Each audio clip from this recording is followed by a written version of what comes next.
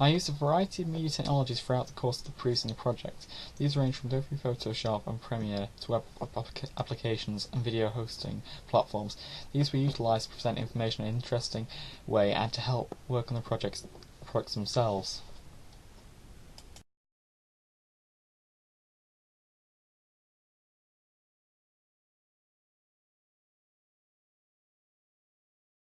From the preliminary exercise, which was a continuity task that was intended to show a character opening a door, crossing a room, and exchanging dialogue with another character, demonstrate the 180-degree rule, I progressed significantly in the video production and use of editing software, whereas in the preliminary and AS projects I used Final Cut Pro.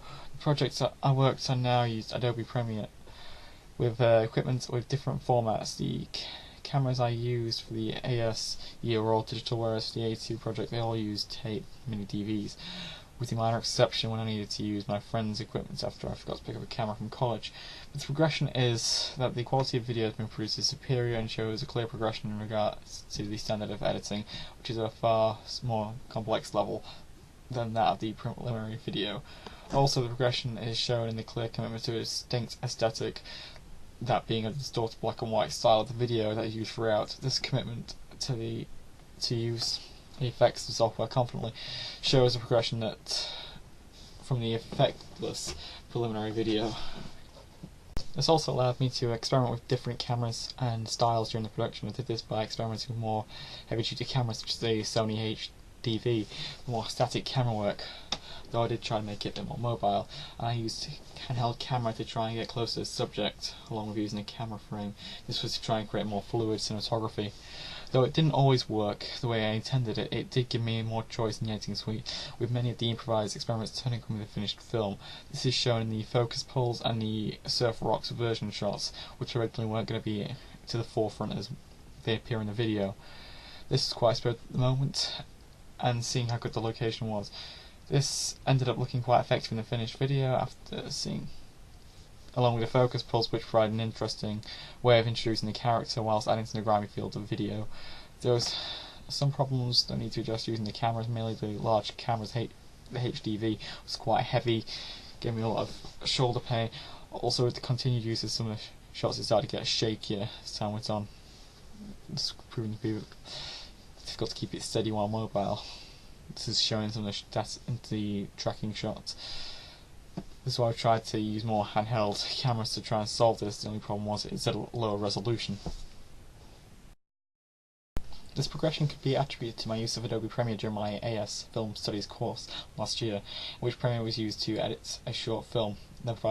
This then provided more experience and allowed me to become more comfortable with the software and the confidence to play around with and experiment with it. Because of doing a short film with it at AS, it allowed me to approach the film schedule in a different manner, as I on-shot on that project significantly,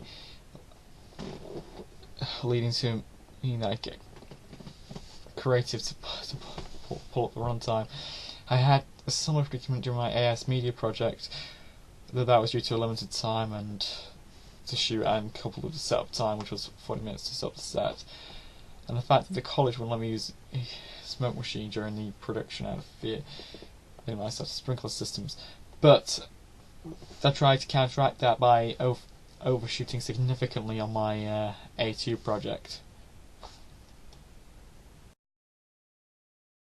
A more confident use of the software can be seen in the fact that I use more effects, as my video is completely in black and white, uses more overlays, there's a more complex cutting pattern, that being cross-cutting between, and to try and create a sort of vertical montage and the creation of other montages in the video itself, all of which surpass that as a skill that I used to make my AS project. For the A2 project, I actually had to use Adobe Photoshop more extensively. This is primarily in the creation of the two ancillary projects, whereas in the AS Foundation portfolio it was far more reserved in its use, being that it was only used to create a logo of my video, done initially through freeform drawing and the paint bucket tool, but later redone using the rectangular shape tool and inverting the finished image. For the creation of the Digipacking advert, I had to get to grips with more of the use of Photoshop for the image manipulation purposes.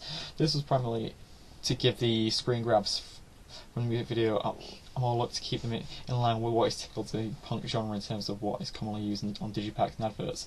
I did this by adding noise to the images on the digipacks to give them a more distressed look that was as conventional of album covers from the punk heyday of the late 70s, early 80s on album covers such as Dead Kennedys, Fruit, Rotten Vegetables and X Los Angeles.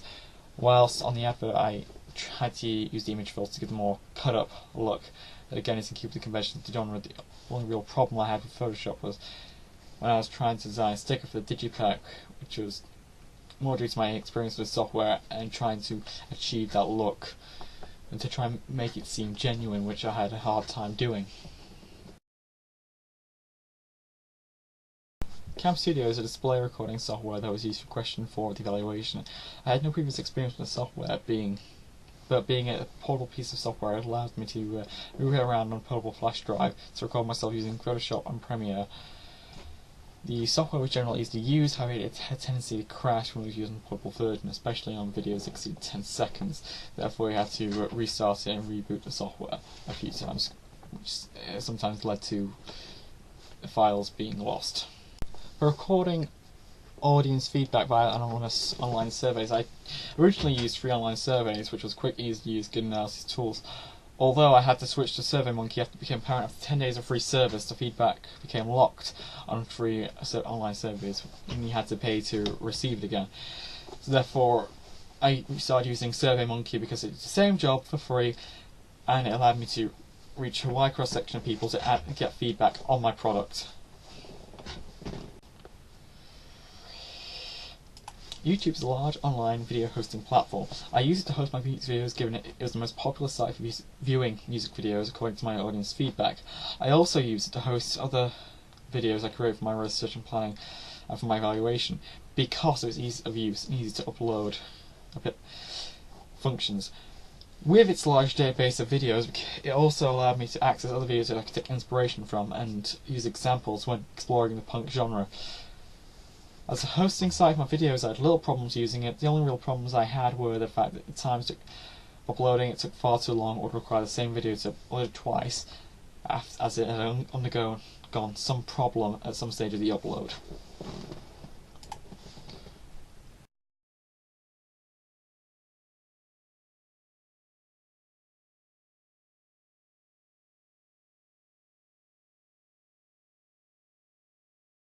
My project itself was hosted on Blogger.com, a creative blogging site that I had used previously regarding my AS Foundation portfolio. The format is easy to use, almost operating like an online version of Microsoft Word with less formatting options, unless you want to format it in the HTML code, which isn't a bad thing. Uploading images is pretty quick, and embedding them off the site is pretty simple. The only problem is at times when using an image, it can take a while to format it properly on the site, or it can start to wrap it around text. Another positive of the web app, it allows my teacher to view my project progress in real time, allowing him to make sure that the project is up to date and if I'm going wrong with the project, allowing instantaneous feedback. Prezi is an online application that allows the user to create free-form presentations.